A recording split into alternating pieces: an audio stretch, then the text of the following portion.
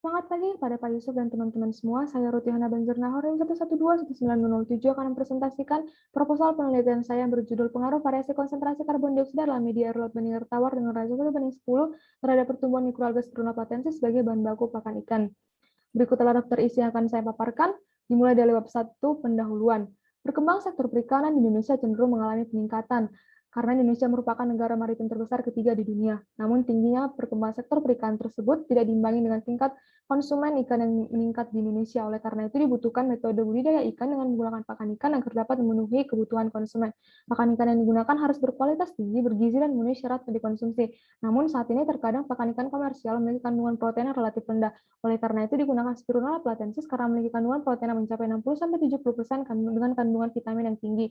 Metode yang digunakan adalah kultivasi dengan menggunakan media walna dan pengaruh dari konsentrasi karbon dioksida dan rasio air laut banding air tawar sebesar 1:10. Tujuan penelitian ini adalah menentukan pengaruh konsentrasi karbon dioksida 9%, 17,5%, 15%, dan 17% terhadap laju pertumbuhan mikroalga Spirulina platensis dan terhadap berat kering mikroalga Spirulina platensis yang dikultivasi dalam media air laut banding air tawar dengan rasio 1:10, serta menentukan variasi konsentrasi karbon dioksida terbaik bagi pertumbuhan mikroalga Spirulina platensis untuk dijadikan sebagai pakan ikan dengan meninjau kadar protein dan kadar lipid.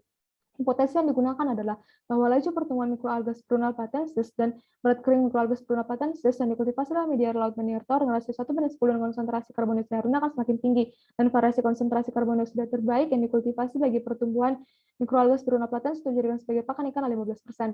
Penelitian ini dilakukan di Lab Tek 1A Institut Teknologi Bandung Kampus Jatinangor mulai bulan Agustus hingga Desember tahun 2022.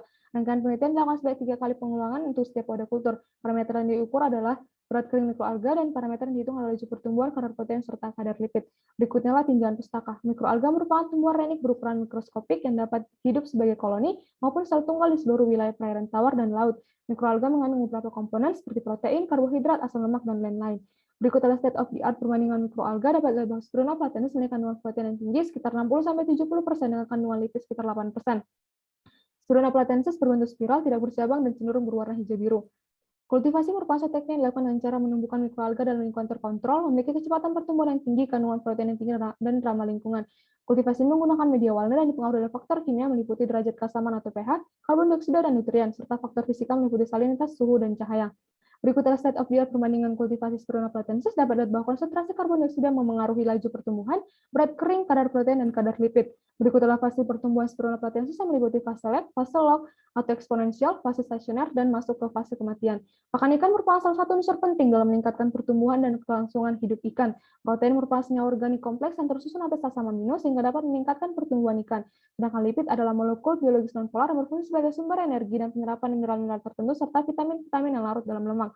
Berikutnya adalah bahan dan metode. Penelitian ini dilakukan di laboratorium rekayasa sel dan jaringan tumbuhan serta laboratorium isolasi dan analisis bahan alam Lab Tek 1A ITB Jatinangor dengan waktu penelitian mulai bulan Agustus hingga Desember tahun 2022. Berikut adalah tabel 3 pada alat dan bahan yang digunakan dalam penelitian ini. Dan berikut adalah diagram alur penelitian yang meliputi melakukan prakultur Spirulina platensis agar diperoleh fase eksponensial, kemudian di samping itu dilakukan persiapan campuran air laut dengan air tawar dengan perbandingan 1:10, kemudian dilakukan prosedur penanaman Spirulina platensis, kemudian dapat dilakukan kultivasi Spirulina platensis dengan menggunakan 250 ml bibit Spirulina platensis yang dicampur dengan 750 ml campuran air laut dan air tawar. Kemudian dapat dilakukan pertumbuhan Spirulina platensis dan pada akhirnya dilakukan pemanenan dan pengeringan selama 7 hari pertumbuhan. Kemudian dapat dilakukan pengukuran berat kering dan pengukuran laju pertumbuhan serta dianalisis kandungan lipid dan kandungan protein pada mikroalga tersebut. Berikut adalah rancangan penelitian yang meliputi variabel yang divariasikan dan variabel yang dijaga konstan. Dan berikut adalah parameter penelitian yang meliputi variabel bebas, yaitu konsentrasi karbon dioksida dengan variasi 9%, 13,5%, 15%, dan 17% dengan masing-masing pengolahan ada 3 kali. Dengan variabel terikat berupa data berat kering, laju pertumbuhan, kadar lipid, dan kadar protein. Metode analisis yang digunakan dengan meliputi penentuan laju pertumbuhan dapat menggunakan persamaan pertama, penentuan kadar protein menggunakan persamaan kedua dan ketiga, dan penentuan kadar lipid menggunakan persamaan 4. Berikut adalah 5 masa penelitian yang mulai dengan pembuatan proposal pada bulan Agustus, kultivasi mikroalga pada bulan Oktober, dan dilanjutkan dengan pada akhirnya pengolahan data dan analisis data pada bulan Desember.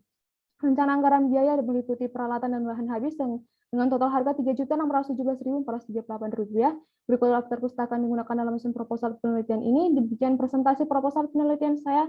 Terima kasih.